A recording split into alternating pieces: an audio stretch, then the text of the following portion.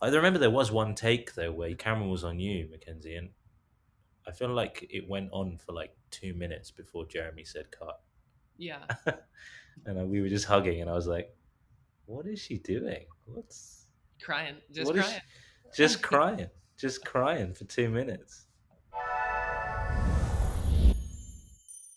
There's this thing people talk about, that there's like a frustration in screenwriting now, that like there's always a cell phone, like there's always a way out of a problem. You're never stranded without, and I mean, yeah, you run out of batteries and then you solve that problem, but there's a sense of like there's always hope in sight. And if you always have like some tether to somebody outside of your immediate surroundings to save you, then you don't have to really engage with your immediate surroundings. And I think that's the, rather than like technology's bad, the refreshing thing about making the show and the story within the show is just how much your sort of fellow human matters to you, either because they pose danger, but mostly because they can help in really essential ways that you can't reach beyond as far as you can throw a stone to get that help. So I think that's a really like intense sort of community driven aspect of the show. Hey, excuse me? Is this because of that thing? Uh, should I go somewhere?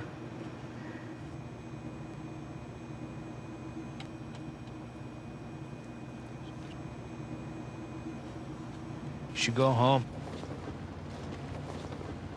How the show is perceived by viewers as opposed to us from the inside, because from Mhm. the inside we're going, oh, we were hanging out loads, like why is it a surprise? But obviously, yeah, the characters, they don't really cross paths until those last few moments. I was there the whole time, but I'm not Yeah, really on camera very often. But like while yeah, we shot that episode, I was there most days, just like lingering yeah, in a corner watching things. So it feels, yeah. yeah, when I think about that, I'm like, what do you mean? We had all of episode 7 together, but I'm just like sinking into the walls. But we also we leaned into some of that sort of what would inevitably be a sort of awkward energy when they do Yeah. finally cross paths. We wanted to make sure that those scenes weren't just sort of, we didn't want it to be like that thing that you can sometimes have with friends where you don't see them for ages and then you just kind of, hit the ground running again. Because it wouldn't be that. Their relationship would be something very different, and it would actually be slightly, they wouldn't quite know what to say to each other and that sort of thing.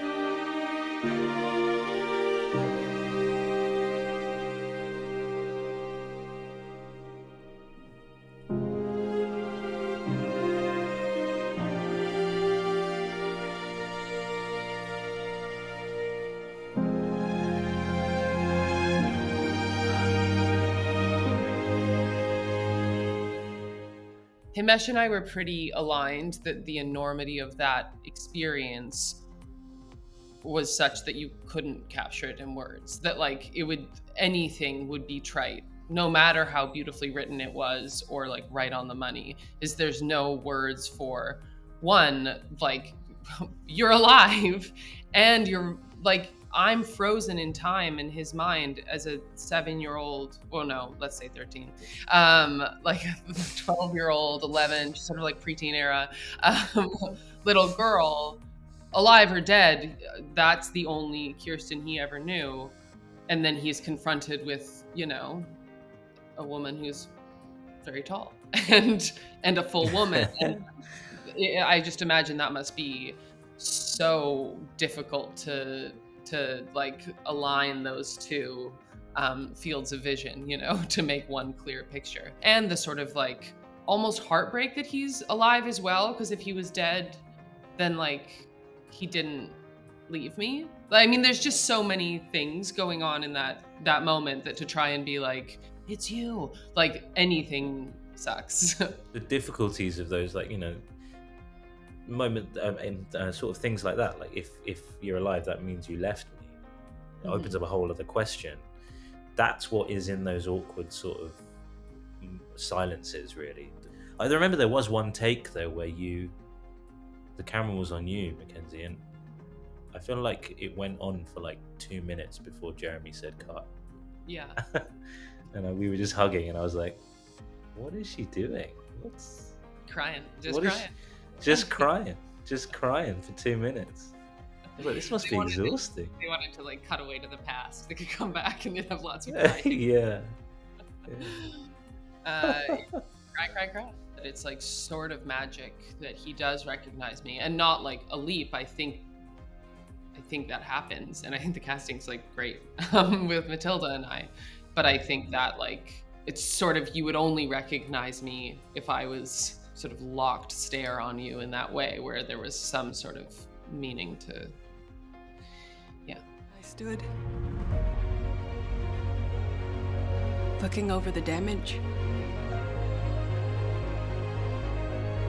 trying to remember the sweetness of life on Earth. But there is no before, only now. It was a challenging time to make a TV show for anyone. We can only speak to our own experience, and it was challenging in so many ways. A lot of people were sacrificing a lot of stuff. We were sacrificing a comfortable way of making stuff that we knew for a whole new way of making stuff that was scary and weird, that we didn't know what each other looked like and all that sort of stuff. So for it to come together and you realize that everyone was still at the top of their game, and it all came together in such a beautiful way, it's really, really wonderful. Because of the shooting schedule, I got to shoot episode 7 first again, so I was just watching Matilda in a room for like 3 weeks before I had to put anything really down of my own. And I'm not like the mimicry or like choosing a tick or having us have the exact same story doesn't help me in my work that much. I much prefer just sort of like being around somebody and not feeling the need to like find a like mannerism that we both have. There's certain things that she would do that I was like, oh, that's nice. You like do this instead of my instinct, which would be this. And so some of that stuff I think carried through, but I really believe like who you are at 11 and who you are at 28 are very different people, while carrying the same like sort of essential spirit. And especially in this case, when so much has happened, it felt fine to me and truthful to have them be distinct. Come. Just come.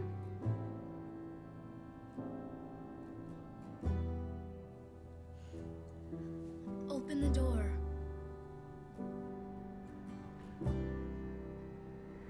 You have to go with Jeevan.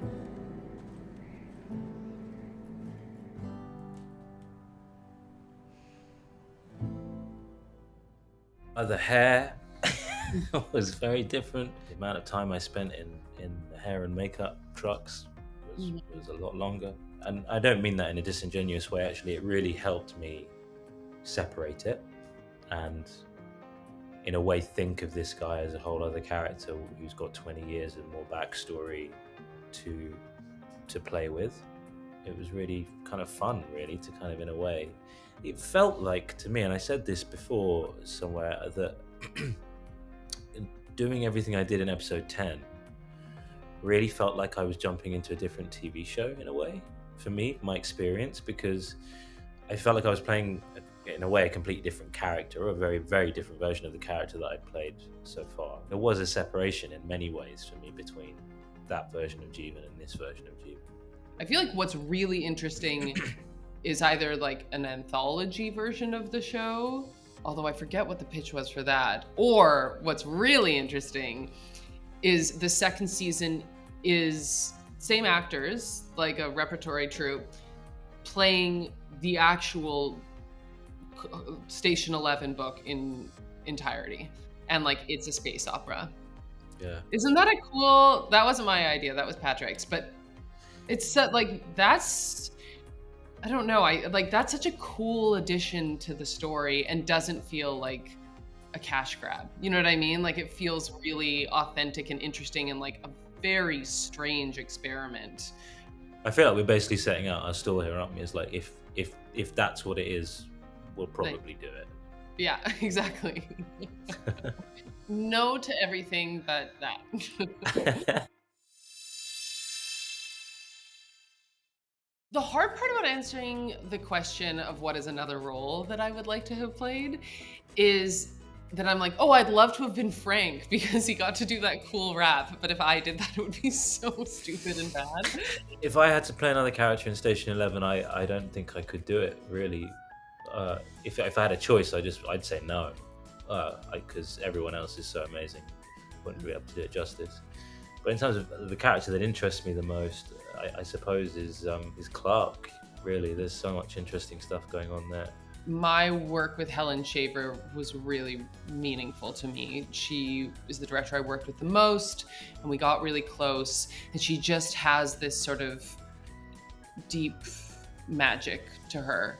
She speaks to you and she gives direction, like as though like aliens just sort of speak inside your head and it's not coming through your ears, but it's like inside your body. But that's how she does. She like directs in this sort of whispery way that feels like you're swallowing her direction, and then it's like sort of flooding you. And yeah, I was really, really grateful for her. We sat down, myself, Patrick, Hero, and Matilda. We wanted to figure out the journey of these two people and how do we make it like, not creepy that this guy takes this girl away basically, and she just willingly goes away with him. What's going on there? And I spoke to Patrick recently, and he said that it was really a really key moment for him as well in fleshing that out and really laying the groundwork for episode 1, which then in turn lays the groundwork for the whole show. And it led to what eventually became the scene in the parking lot where he sort of comes up with this elaborate lie that they both know is a lie, and landing on that sort of being the moment that they make the choice was really key to, I think, everything that came afterwards.